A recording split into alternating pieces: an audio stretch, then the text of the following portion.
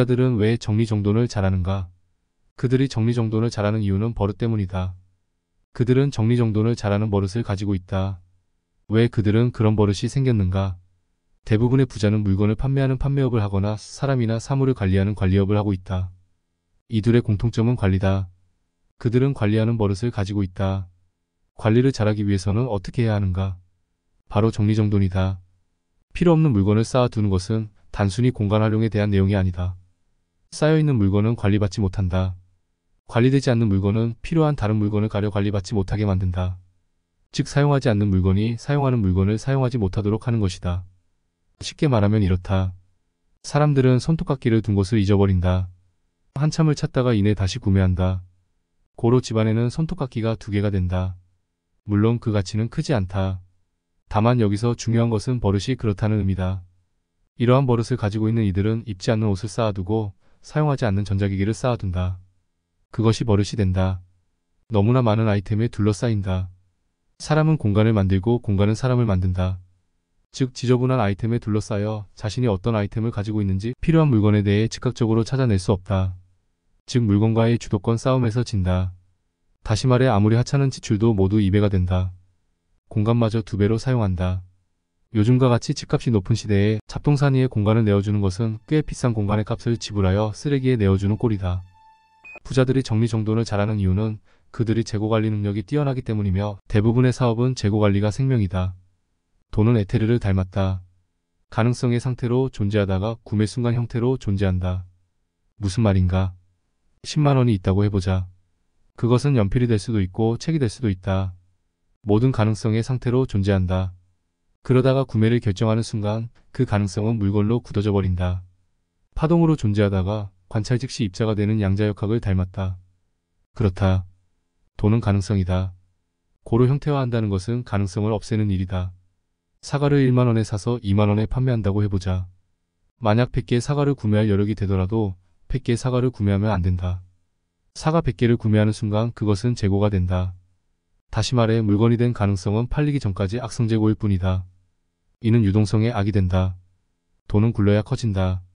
눈덩이를 닮았다. 구르면 구를수록 덩치를 키운다. 그러나 돈이 물건으로 굳어져 버리면 구르지 못한다. 구르지 못하는 눈덩이는 어떤가? 서서히 녹아버린다.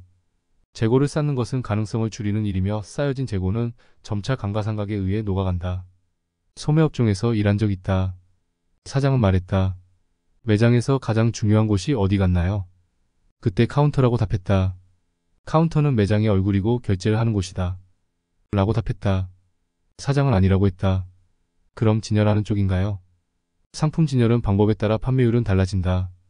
그러나 사장은 그때도 아니라고 답했다. 사장은 말했다. 가장 중요한 곳은 창고입니다. 창고가 가장 중요하다. 재고가 쌓이면 사업은 반드시 망한다. 팔리지 않는 악성재고는 창고에 쌓여 다른 물건을 가린다. 그러면 아무리 히트 상품이라 하더라도 빛을 보기 전에 망하게 되어 있다. 창고를 깨끗하게 비우고 잘 관리해야 돈이 돈다. 결국 미니멀리즘은 소유욕을 버리는 것에 대한 이야기지만 결과적으로 관리에 대한 이야기다. 재고 관리는 사업의 운명을 결정한다. 그렇다. 최대한 재고를 없애야 한다. 가정이라고 다르지 않다. 물건을 재고처럼 쌓아놓는다면 반드시 유동성의 어려움을 겪는다. 관리해야 할 것들이 많아질수록 머릿속은 복잡해지고 느려진다.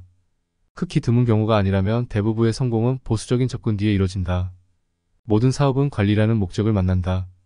맥도날드의 CEO는 버거 만드는 일에 최선을 다하지 않는다. 스타벅스의 CEO는 커피를 만드는 일에 몰두하지 않는다. 마찬가지로 어떤 업종이든 그 상위에는 언제나 관리라는 목적을 만난다. 고로 커피 장사, 버거 장사, 옷 장사, 스마트폰 장사할 것 없이 모든 일의 하부에는 각자 다른 기술을 요구하지만 그 상위로 올라갈수록 재고관리와 사람관리 능력만 남게 된다. 이 가장 상위에는 고로 철학이 남는다.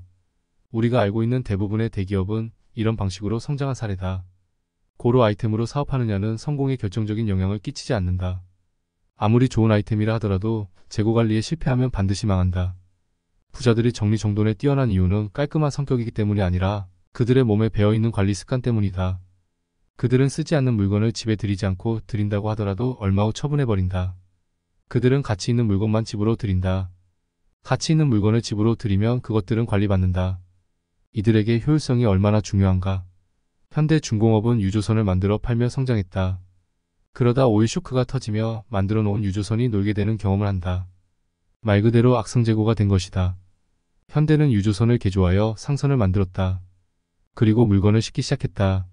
그것이 현대상사의 시초다. 현대건설, 현대자동차, 현대오일뱅크, 현대그룹은 모두 재고 처리를 효과적으로 하는 과정에 형성된 결과물이다. 삼성도 크게 다르지 않다. 삼성은 쌀을 팔던 회사다. 그러다 쌀이 재고로 쌓이는 일을 없애기 위해 직접 정미소를 차렸다. 또한 이 정미소까지 운송하는 일을 처리하기 위해 운송업을 시작한다. 이처럼 대부분의 사업가들은 재고 처리를 최우선으로 한다. 예전 해외에서 꽤 성공한 사업가를 알게 된 적이 있다. 그는 처음에는 당구장을 운영했지만 당구장 손님들이 매번 점심으로 자장면을 먹는 것을 보고 같은 건물에 중국집도 차렸다. 이어 당구장과 중국집에 정기적으로 청소업체를 부르던 일을 처리하고자 청소업까지 운영했다. 한때 문어발식 경영이라고 지탄받던 비즈니스 형태는 사실상 매우 효과적인 관리 능력인 셈이다. 실제로 이들은 지각하는 법이 없고 어지르는 법이 없다. 시간관리, 자기관리, 재고관리 등 관리 능력이 뛰어나기 때문이다. 부자들은 왜 정리정돈을 잘하는가? 그것은 정리정돈이 결국은 관리의 습관이기 때문이다.